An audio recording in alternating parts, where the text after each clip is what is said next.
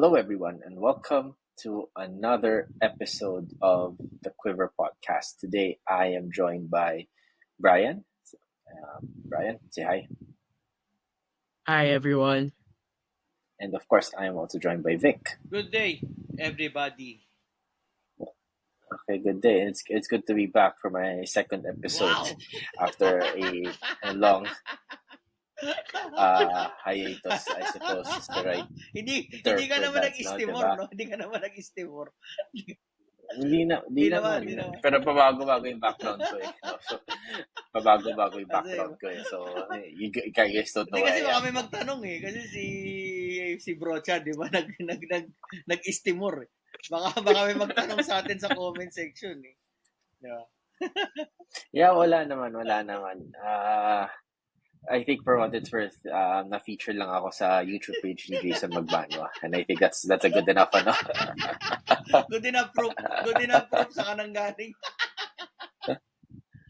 So you can check it Yes, out there. Or ano. Jason B. So you can, yeah. All right. So what a game today, guys. Like 5 sets against Adamson, and I was watching it sporadically because obviously it's a Wednesday, it's in the middle of a work day, and essentially we won the first set by decent margin, lost the next 2 sets, and then naghabol tayo to basically catch up with Adamson, and we'll go through the sets one by one. Just kidding. We're gonna go through set 1, set 4, and set 5.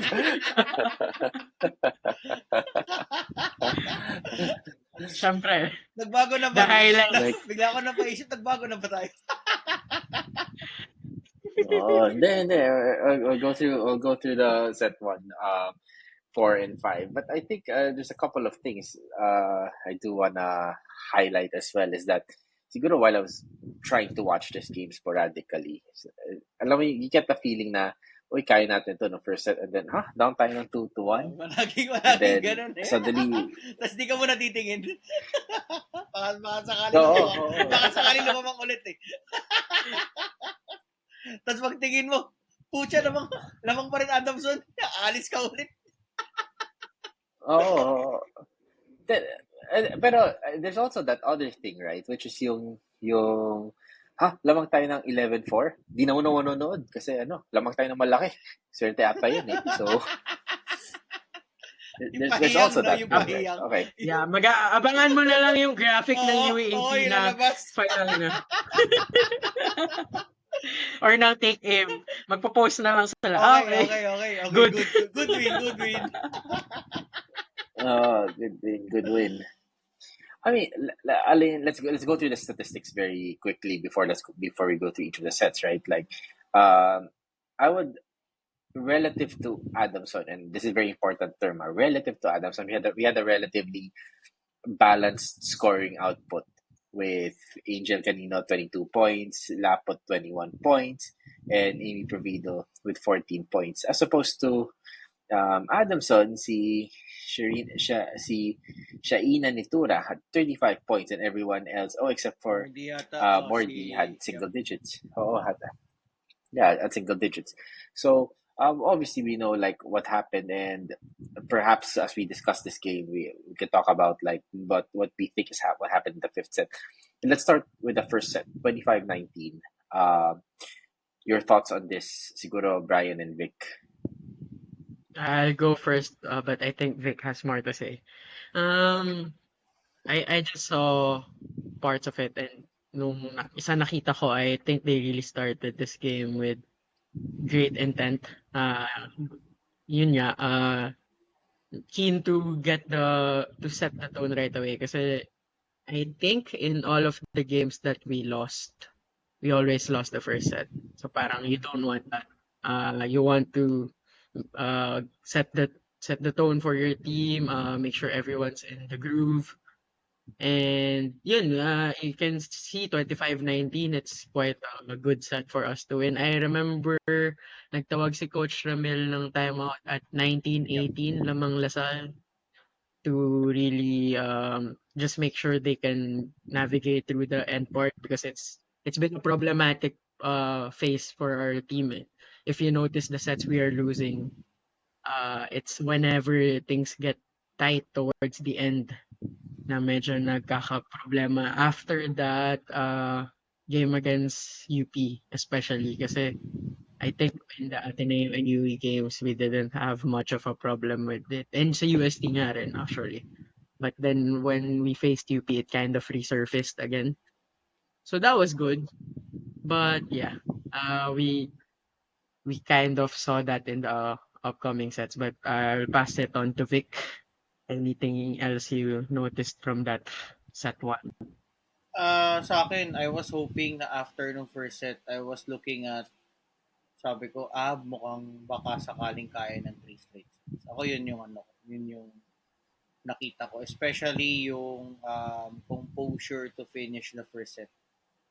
So, medyo positive siya for me. Kaya sabi ko, okay, sige. Okay to. Medyo, hindi, sabi ko, medyo nakatawid. Sabi ko, okay to. From being challenged ng 1918. Kasi ilang straight points din ba yung Adamson on that stretch? Parang ano rin yun, run din yun sila. Two ba or Oo, three? Around that mga time. mga ganun eh. I think 3-0 ba? Basta parang ganun eh. Tapos we got ourselves back on our form. Sabi ko, sige, sabi ko, okay to. Sabi ko, at least maganda yung composure ng first set. Sabi ko, I was really hoping na, sabi ko, okay, baka mukhang kaya kahit palo ng palo si Anthony Tura. Sige, okay na. I mean, nakakasaka. Kumbaga, we are still playing within our system. Kung ano yung natin. What our strengths are. So kahit umatake si Anthony Tura, okay lang. Sabi ko, sige. We won that set maayos, strong start, and then kahit tumawal yung Adamson, we were able to get a strong finish until yun nga. Nag-iba yung kwento ng second and third sets. Okay. So, now, second and third set. Nanood pa tayo, guys. Nakalimutan ko na nga eh. Nakalimutan ko eh. Ako personally, I think it was in the second set na parang alam mo yun, errors na naman, like those little bit of errors that cost us the game, which has been the story of the season, where we have lost some of the games, right? And at the back of my mind, what was in my brain was, paano naman tayo? Like, we're going through the motions again of having a bunch of unforced errors.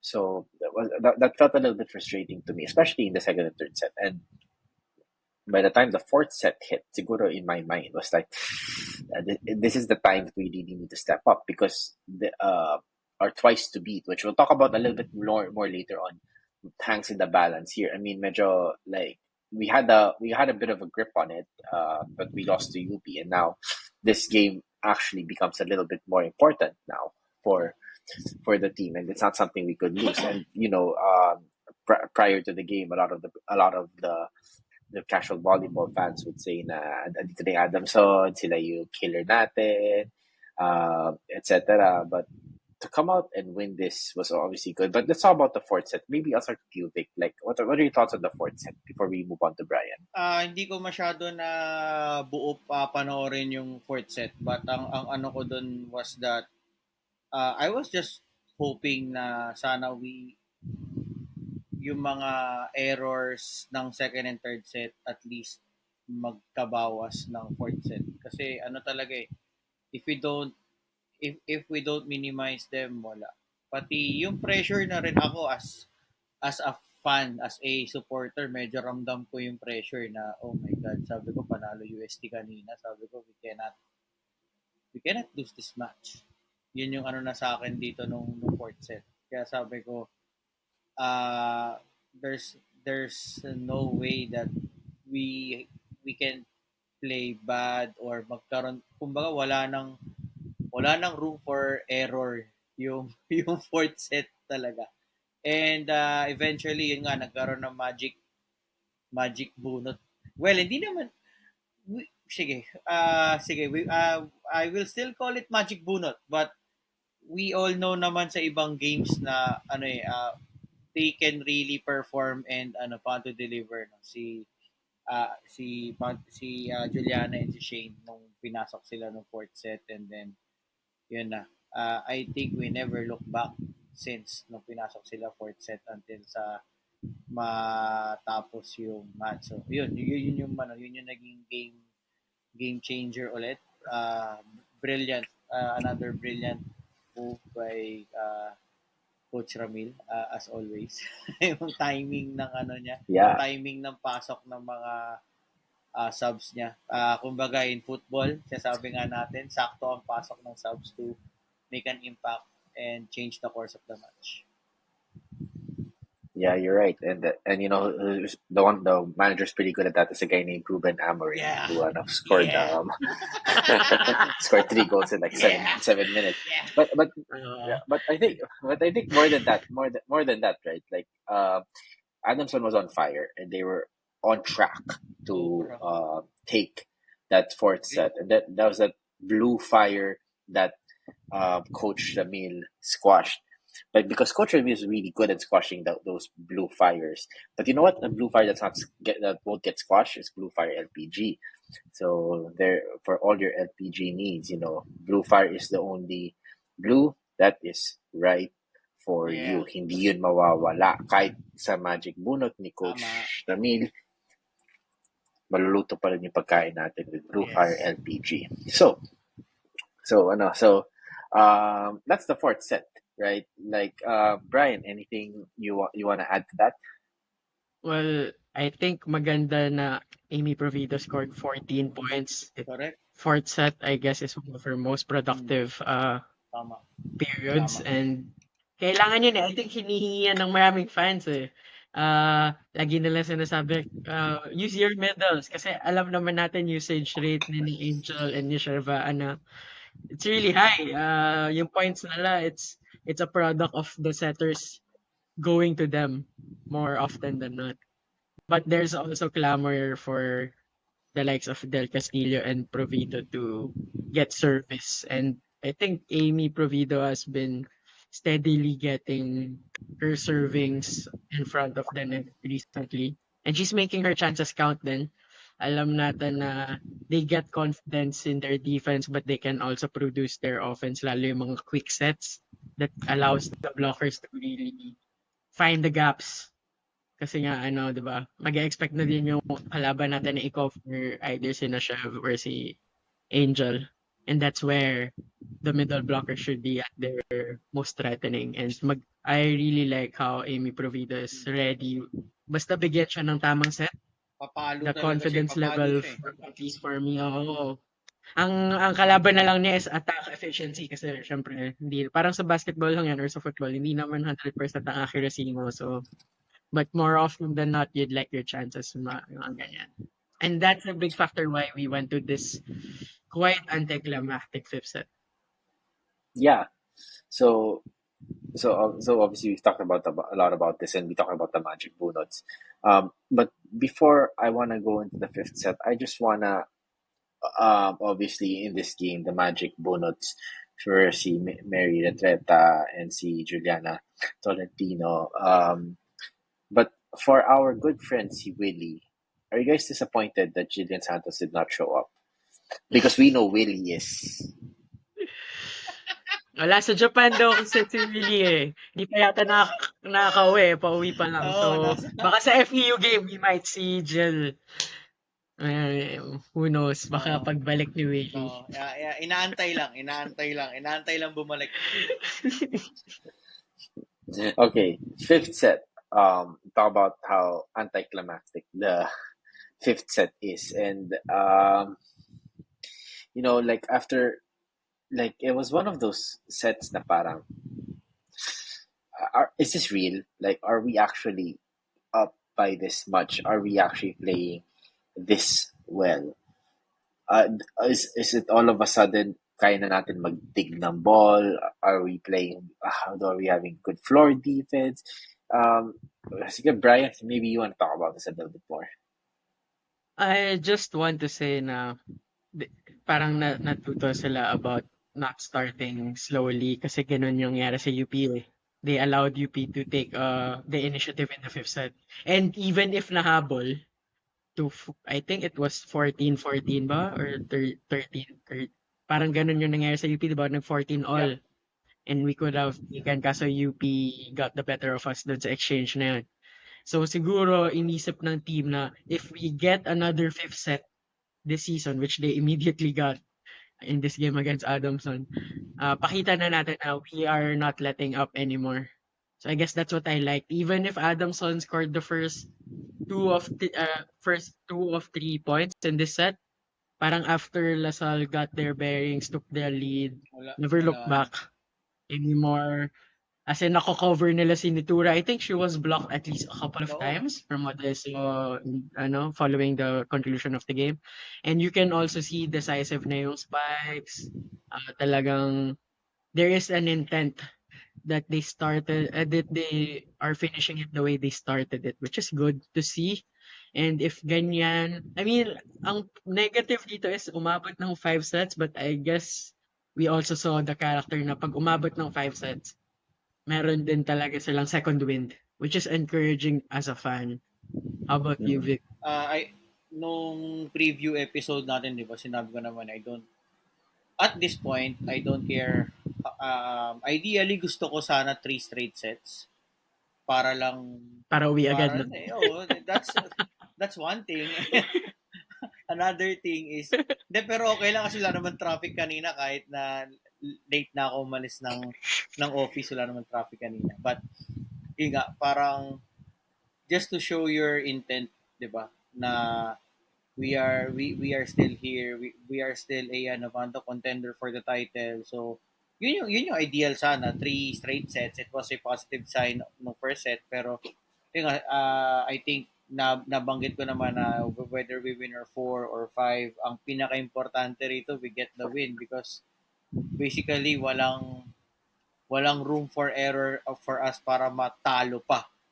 Kasi we all want that twice to beat advantage. So alam mo yun, hindi ka na pwede no more slip ups. Wala na tayong hindi na tayo pwede matisod ulit. I mean after that loss to UP. Kaya alam mo yun, 5 sets but for sure we learned something about it. It's That's the way the match went. So parang sa akin siguro yung take yung mga mali, i-polish pa rin what went well. You will keep on doing it sa match natin on Saturday against FEU and probably sa playoff sa Final Four na regardless whatever happens this weekend for the placings sa standings, it's set naman na yung Final Four teams eh. Yung placings na lang especially yung 2 to 4 na teams. So ayun, and yung fifth set, it was relatively and uh, Adamson did not help their cause. Parang I think pinag-uusapan natin ng pre-prod eh. Parang yung they had to win it on the fourth set with with with with Nitura playing parang yung fourth set na yung pinakasagad niya. Pagdating ng fifth set, parang ano na lang ako, I will I will keep on attacking. Hindi ko kayo titigilan, but wala eh. Parang we were prepared on whatever she will do nung fifth set. So parang hindi ko alam hindi ko alam kung ang proper term is naubos. Baka meron kayong term na better na maisip. Pero yun lang eh. Parang she just put all her kung ano man yun na titira sa kanya nung fifth set to, but it really hurt Adamson kasi mas naging kaya nga binanggit ko yun sa GC, di ba? Hindi ako nagko-complain na nagpunta sila na nagpunta kay Shaina kasi wala eh. Mas naging madali for us yung fifth set. I mean, we got our points on where we're supposed to get our points nung fifth set to get I, wa- I, wa- para maging cruise control lang yung panalo natin. Yeah, I want to react to that a little bit, Vic, by just mentioning a phenomenon. I'm dubbing this myself. Like it's just I just call it the Alisa Valdez phenomenon, where yung that one team is extremely reliant on that one person. And when we played Ateneo all those years back, we knew that at some point in time mapapagod si Alisa, and we knew at some point in time that as long as we keep serving to her and taking her out of the game very early on, we have a good chance of winning it. Even though Eliza was the best player in that league, we had a better team. But eventually, when Ateneo started to get a little bit more better players that would complement Eliza, suddenly gumagaling sila. And that's probably the next evolution for Adamson if they're able to Yep. do that. But on our end, it's also the same problem we have because we have Canino, who's very, very good. But we're also seeing now the other players on our team also stepping up as Mhm. well, right? Like Lapot is doing quite well, Babito is doing quite well, Alela Malaludan is playing quite well. So that's still also a good sign for us. So that's my first reaction to what you said. The second reaction, as we bridge towards the whole Final Four conversation, is we've locked in the Final Four picture for Lasal already. Even before we played the game, I think is the Yeah. even before we played Correct. the game. Correct. But yeah, but we we had that very emotional game against UST, which we had to win for a lot for our confidence. I think I don't think we expected it, but it's not surprising that we slipped up against one of the up and coming teams, which is UP or Adamson, and now we're going into a crucial game against FEU. My question to you guys before we move into the final four segment is: are we happy with the story of the season so far? Like, do we think we are peaking at the right time with everything that's happening to us? Okay, I'll go first again.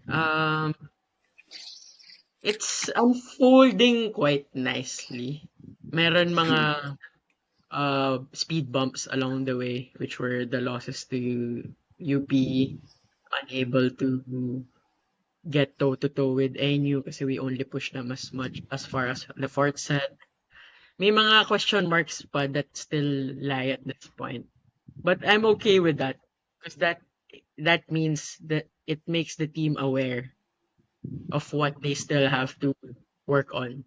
Whereas if alam na natin na they are already on top of everything and yet they are still here in second to third or even fourth, parang that would make me less confident going into the final four. At least now, if we get the number two or number three spot, if we avoid number four, at least we get to avoid a team that we still have to beat this season, which is NU.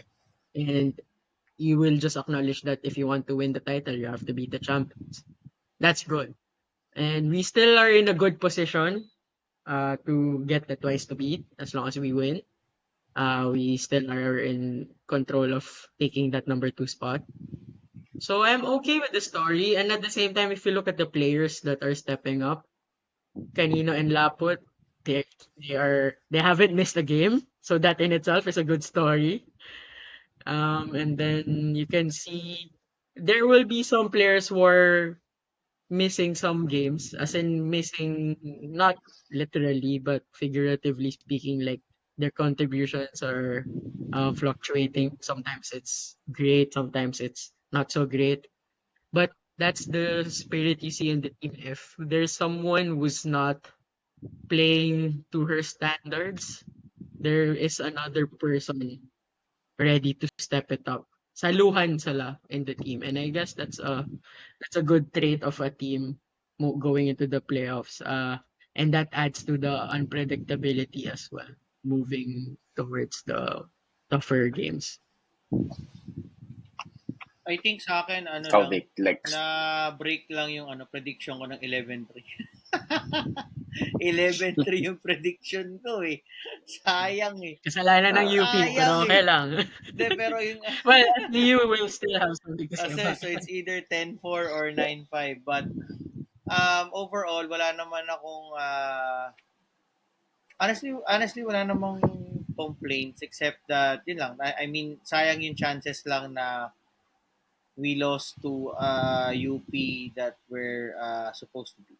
Yun lang. Kasi for me, it's uncharacteristic of the Lady Spikers. Hindi ko alam kung spoiled lang ba ako ng mga previous teams ni Coach Ramil na we normally never lose to teams that we're supposed to be. So, yun yung ano ko dyan. Yun lang. But so far so good. We are on pace to uh, uh, clinch twice to beat advantage or worst case playoff. Playoff. But uh, I hope ako palagi ito pag sa team sports, it's really important to get a win on your final elimination round game. Kasi ang laking bagay na springboard going into the playoffs. Ang hirap nung matatalo ka ng last game ng elimination round papasok ng playoffs. Pwede kang As the Green Archers have no doubt. 'di ba? Yung 'di ba? Binanggit ko rin 'yan during yung episodes natin last year na ang laking bagay kasi it really changes the locker room mood. Pag entering ng playoffs, ibang bagay if you're finishing the elimination round with a win. So yun na lang sana. We hope to get that para mag-finish ng 10-4 and then bahala na kung ano yung mangyari sa match between UST and NU. But so far yun lang. Okay naman. It's going as planned. So, yeah. Para So, sa akin. you know, Vic, you put up a good point. Yeah, you put up a good point there that going into the Final Four and winning the last game in the elimination round is extremely important. Just like going out right now in the sun with sunscreen. Kailangan mo yan. Oo. Kailangan natin yan. Kailangan niya yan. So, we need to have dermatology tested, dermatologist recommended, tested in Europe, Sabi Skincare. Yes. So, sobrang init ngayon. Yeah, you have to take care of your skin, guys. I went to the beach and I fell asleep while in the beach. So, nakalimutan mag-skincare. So, huwag natin gawin yun. Hindi halata. With Sabi Skincare. Hindi halata. yung mukha is okay, pero the parts I can't show you ito underneath yan. Medyo nakakatawa eh. As in, parang there's a part, I think the part here is black, tapos ito white. So, ang labo. Parang toda niya, parang toda. Hindi pantay yung init ng araw. Yeah, medyo nakakatawa siya. So, for your skincare needs, Sabi Skincare. Now, before we talk about the Final Four, guys, we'd like to congratulate the winner of our Ibarra watch. So we finally have drawn the winners. Hindi po siya naniwala na nanalo siya. Akala niya is scam to. Di yata nakikinig. Pwede bawiin. Di yata nakikinig. Lagi natin pinopromote. Ilang episodes natin pinopromote. Pagbilan natin kaibigan to. I think buong volleyball season ata nakapromote yun. Kasi basketball pa lang yun. Start natin. Yeah. It's in my case, the winner is Tito Bong Africa. So I call him Tito Francisco. I've known him for a very long time. Papa Francisco. So Tito, I'll just give it to you the next time I see you. I hope you are listening to this episode. And if you're not, I'll just tell you the next time I see you. And at saka to be clear to the viewers, Tito ni Gio not by blood, by affinity. Yeah. May mag-contest. Sabihin, uy, bakit Tito? Hindi kasi si Colo, his son was my classmate. So I've known Tito Bong since I was grade 1, technically speaking. Kasi class president namin si Colo eh. And notwithstanding the test of time. Singit ko lang. Yeah. Yeah. Okay. Sige, let's just do. I mean, we've talked about the FEU game already in passing throughout this entire conversation, and I think maybe I'll start with my thoughts. Right, like number one, I think we need to do more of what we did in the fifth set. We need to play solid defense and not make any unforced mistakes. Number two, not to take that much risks on the serve. I mean, our serving is either really good or medyo sablay. So in now that we are in squeaky bum time, Yun. we just really need to make sure that we just need to really make sure that we try not to make those mistakes. And the last one is we need to just leverage our power, and hopefully improve our digging a little bit so as to get away with at the very least a very solid chance of getting a virtual best of three in the in in the final four. So, and of course, potentially even a twice to beat. So let's see. How about you guys? Like, just going through the FEU preview very quickly. Okay. Ang iniisip ko is, it's nice that we got to play already after the whole week while FEU is idle. At least may rhythm na ulit yung players natin. It kind of showed in the second and third sets, especially how things can get parang may flaws, like the flaws can show. And mabuti na nakita mo na siya in game. Kasi in practice, I mean, madali siya makita in practice eh. Everyone, kahit sabihin natin, hindi na naman natin alam how each team prepared, but obviously without having games for a week, even if mag-practice kayo pa ulit-ulit, iba yung in-game feel. And it's good for our lady spikers to already get back to it. While FEU, hindi naman natin pwede sabihin na, oh, dahil matagal sila nawala, talo na sila agad. Siyempre, baka nag-benefit din sila sa rest na yan. But there can be a shock to their system as well when they play. And if they don't win the first set against LaSalle, we can actually do the three sets ulit. Of course, I think if you also watch this game intently, probably scouted us, uh, solidified what the tendencies they already observed are. And siguro yun, titignan lang nila how Jules and Shane also changed the game for us, because I think that's something that they haven't seen much yet this season.